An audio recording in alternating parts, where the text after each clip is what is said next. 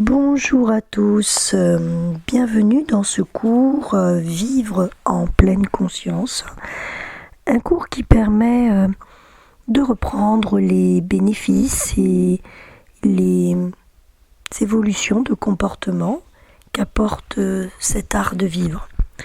Car vivre en pleine conscience, c'est avant tout un art de vivre.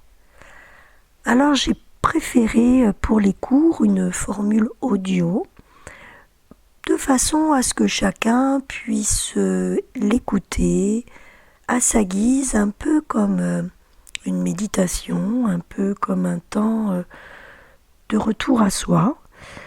Donc je vous invite à vous installer confortablement en position assise de préférence pour garder la vigilance et de poser les pieds sur le sol. La colonne vertébrale se redresse et s'élève bien droite.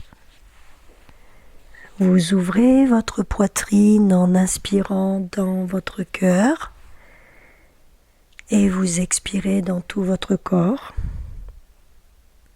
Et vous laissez un fil suspendu au-dessus de votre tête vous étirer vers le haut. Maintenant, vous êtes totalement réceptif à ce cours. Vivre en pleine conscience. Peut-être est-il intéressant déjà de revenir un peu à l'intérieur de vous, dans votre cœur, et de vous demander ce que ce serait pour vous, vivre en pleine conscience. Observez ce qui se dit, qu'est-ce que ça signifie. Je vais vous laisser un petit temps.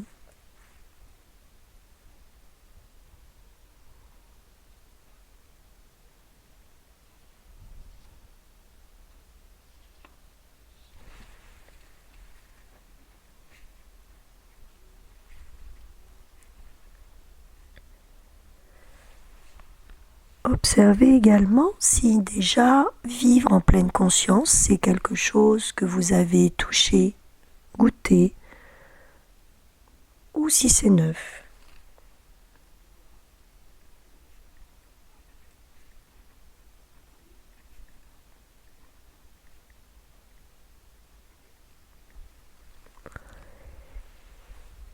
Et la première attitude de la pleine conscience est le non-jugement. C'est-à-dire que quelles que soient les réponses que vous vous êtes données à vous-même, que ce soit quelque chose de connu, quelque chose d'inconnu, c'est ni bien ni mal. Ça n'est pas mieux que ce soit connu ou moins bien que ça ne le soit pas. C'est simplement la possibilité que vous avez de vous relier à l'instant du moment d'où vous en êtes actuellement.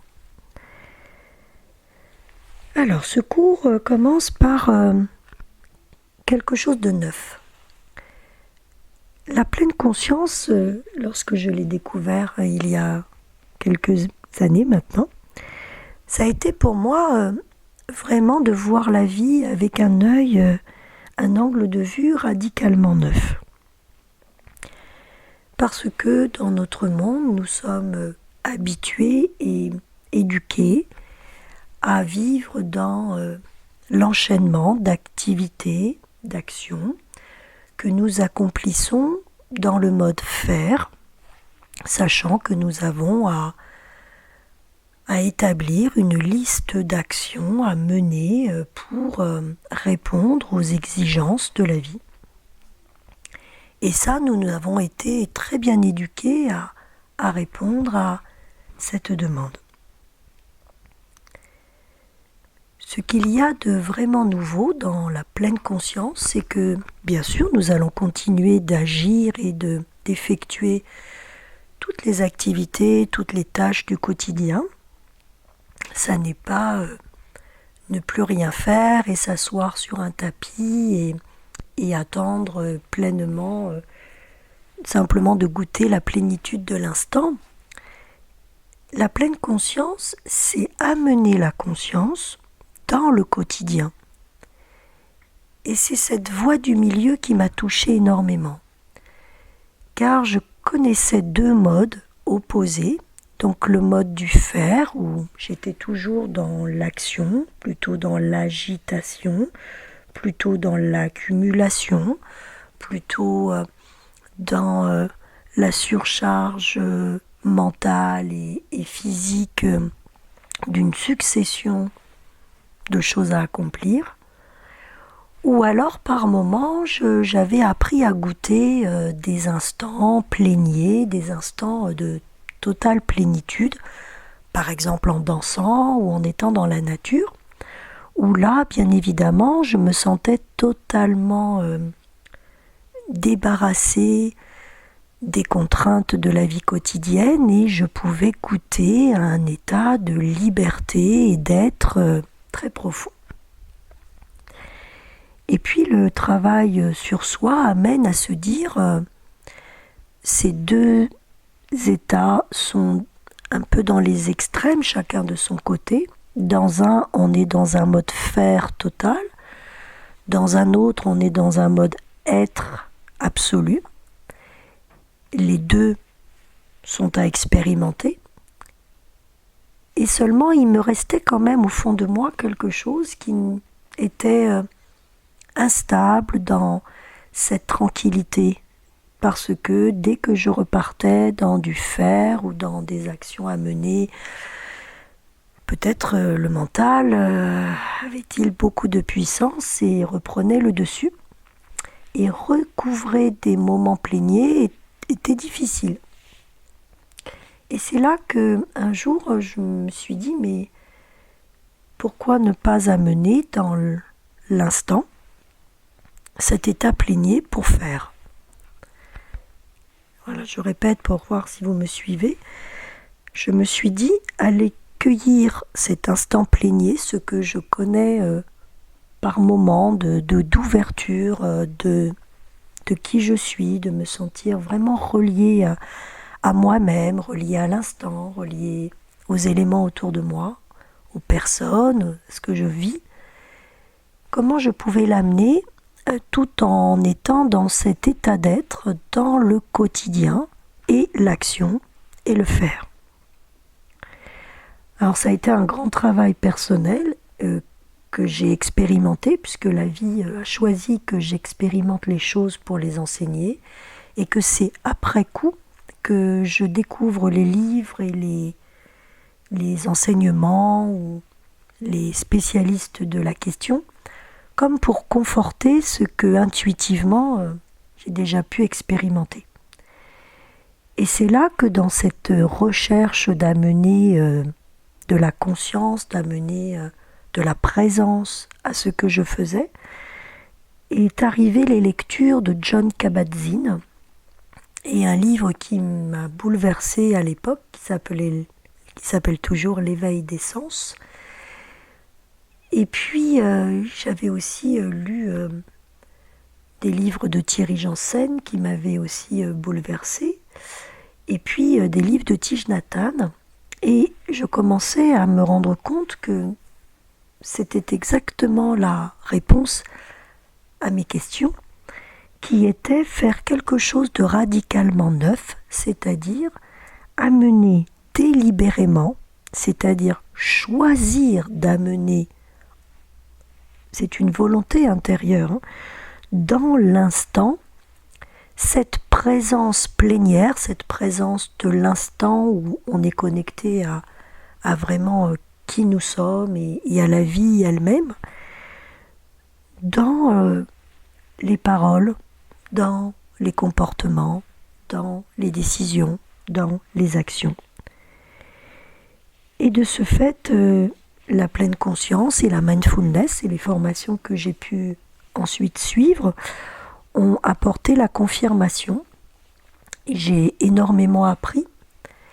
Ensuite, par rapport à l'expérience que j'en avais vécue, j'ai pris l'essentiel de ce que cet enseignement de pleine conscience, qui en plus maintenant s'appuie sur des recherches scientifiques, est extrêmement consolidé, validé par le milieu plus pragmatique et qui a du coup été reconnu par l'ensemble des professionnels de la santé. Donc ça, c'était important d'avoir une base extrêmement ancrée dans la confirmation que c'était bon et juste pour les personnes. Et maintenant, on est à des milliers de recherches ont été effectuées, surtout aux États-Unis, et ont validé et confirmé les bienfaits, dont je parlerai dans un autre audio, de cette pratique. Donc, je me suis appuyée pour ces cours sur ces éléments extrêmement sécurisants pour les personnes, de savoir que des chercheurs, que des instituts travaillent depuis des années sur cette intégration, que en neurosciences, il y a eu énormément de recherches et d'analyses faites pour comparer les cerveaux de personnes qui pratiquaient la méditation et la pleine conscience, des études sur l'anxiété et les effets, des études sur la rechute de la dépression, etc. Donc il y a une partie qui va être extrêmement appuyée sur du concret. Notre monde occidental a besoin de ce concret pour que le mental puisse être sécure, être rassuré. Et en même temps, je m'appuie sur quelque chose qui est beaucoup plus expérientiel, qui est beaucoup plus au niveau empirique de quelque chose qu'on ne peut pas vraiment ni valider, ni prouver, parce que chacun va l'éprouver à sa façon, et qui est comment tout ce cheminement de pleine conscience transforme l'être profond que nous sommes, simplement non pas parce que cet être va se changer, c'est au contraire parce que nous allons de plus en plus connecter cet être profond que nous sommes. Ce qui va se transformer, ce sont nos pensées, ce sont nos façons de voir le monde. C'est le mental qui va être moins aux commandes et l'ego qui va de plus en plus s'effacer au profit de notre essence, de l'être véritable, non jugeant, bienveillant, ayant une plénitude à être vivant dans cette vie qui va de plus en plus pouvoir prendre le dessus de la scène et explorer, expérimenter chaque espace d'expérience. Voilà, c'est vivre en pleine conscience, ça va être du coup pour moi la voie du milieu, c'est-à-dire le mélange savant et sage de pouvoir se connecter à cette présence, à cette intensité d'avoir choisi de vivre en conscience, tout en étant des êtres avec les pieds sur terre qui peuvent agir avec engagement, responsabilité, détermination, bonne volonté. Simplement, au lieu de partir du faire des choses et d'enchaîner, nous partons d'un espace de conscience où nous allons aller chercher les intentions, les valeurs, le sens vers lequel on tend. Et par l'apprentissage de focaliser son attention en ramenant sa conscience à l'instant présent, seconde après seconde, de pouvoir expérimenter tout ce que nous avons à mener dans une expérience plutôt de savoir-être que de faire. Et que la très très bonne nouvelle, et ce cours se terminera là, c'est que c'est vraiment possible pour chacun. Ça ne demande aucune compétence supplémentaire. Chaque personne peut toucher cela à l'intérieur d'elle-même par la pratique. Et rien ne pourra changer sans pratiquer. Car notre ego a été aux commandes pendant tout ce temps. Le mental a forgé un immense réseau de croyances, de peurs, de limites qui continue de gouverner l'être profond que nous sommes. Et bien évidemment, si nous avons mis autant de temps à créer ces habitudes, c'est logique de s'attendre à ce qu'il faille un peu de temps pour pouvoir modifier, pour pouvoir changer sa façon d'être au monde. Et que c'est possible. Et simplement par une pratique quotidienne et régulière. Un peu comme lorsque nous sommes accidentés, nous allons régulièrement récupérer nos muscles chez le kiné et on ne viendrait pas à l'idée de faire 3 heures de séance de kiné et pendant 3 semaines de ne plus rien faire. On va s'astreindre à aller 3 fois par semaine à notre éducation et puis refaire des mouvements entre les deux chez nous. On va être OK pour ça parce qu'on a compris que le corps avait besoin de régularité et de pratique pour se transformer, pour recouvrer l'équilibre.